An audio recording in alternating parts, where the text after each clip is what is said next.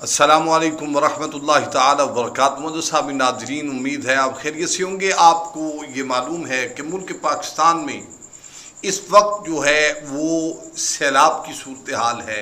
اوپر سے بھی پانی آ رہا ہے، بارش کی صورت میں نیچے سے بھی پانی آ رہا ہے، اور آپ نے یہ دیکھا ہوگا کہ ہر طرف سے ہر علاقہ سیلاب کی صورتحال میں اتنا اس وقت پریشان ہے۔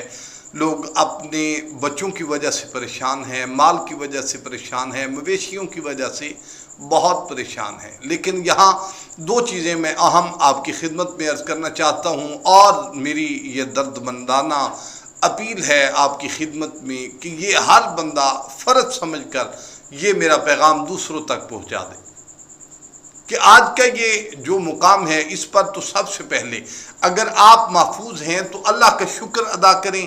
شکر ادا کرنے کے بعد سجدہ شکر ضرور کیجئے کہ یا رب العالمین تو نے مجھے محفوظ رکھا، ہمارے علاقے کو محفوظ رکھا، ہمارے گھر بار کو محفوظ رکھا، ہمارے مویشیوں کو محفوظ رکھا۔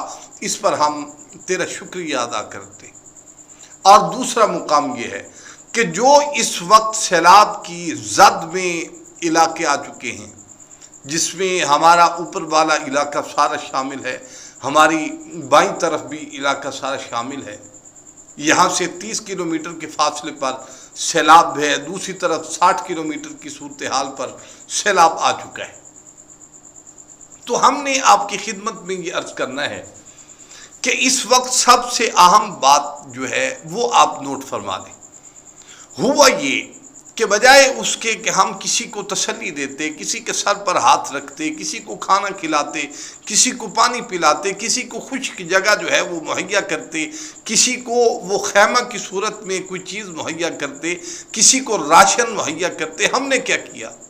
ہم نے ان مجبور لوگوں کا مال لوٹنا شروع کر دیا، ان کے مویشی جو ہیں ان کو لوٹنا شروع کر دیا، چرانا شروع کر دیا۔ پہلے ہی ان کے سر سے چھت کا جانا یہ کسی آفت سے کم نہیں تھا، ان کے گھر بار کا جانا یہ کسی آفت سے کم نہیں تھا۔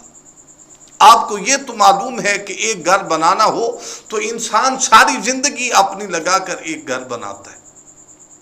ایک بھینس کو لینا ہو تو آدھی زندگی کا کمائی جو اس وقت ہے اس کی 5-7 لاکھ 8 لاکھ 10 لاکھ کی ایک بھینس آتی ہے۔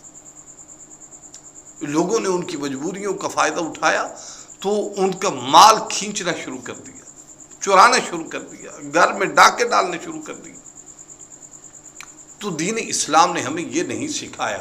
ہمیں اسلام یہ سکھاتا ہے کہ کسی کے سر پر ہاتھ رکھیں، کسی مجبور کا ساتھ دیں۔ الحمدللہ ثم الحمدللہ ہم نے یہ عزم کیا ہے کہ ہم اپنے طور پر جو ہو سکے گا اپنے علاقے کے لیے، ان سیلاب زدگان کے لیے اللہ کے فضل و کرم سے ہم ضرور آواز اٹھائیں گے، اور ان کی مدد کے لیے ہم سے جو ہو سکے گا ہم ضرور کریں گے۔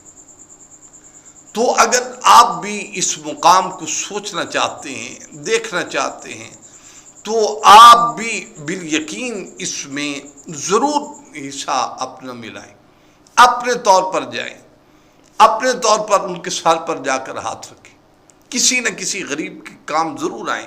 یہ وقت ہے جب غریب آپ کو پکار رہے ہیں، وہ مجبور آپ کو پکار رہے ہیں، وہ مجبور آپ کو صدائیں دے رہے ہیں، وہ مجبور آپ کے انتظار میں بیٹھے ہوئے کہ کوئی تو ہوگا جو ہمارے لیے کھانا لے کر آئے۔ چھوٹے چھوٹے بچے ہیں جو پریشان حال ہیں اس وقت، چھوٹے چھوٹے بچے ہیں جو آپ کو آوازیں دے رہے ہیں، آسمان کی طرف دیکھ رہے ہیں کہ کون فرشتہ بن کر ہمارے پاس آئے گا۔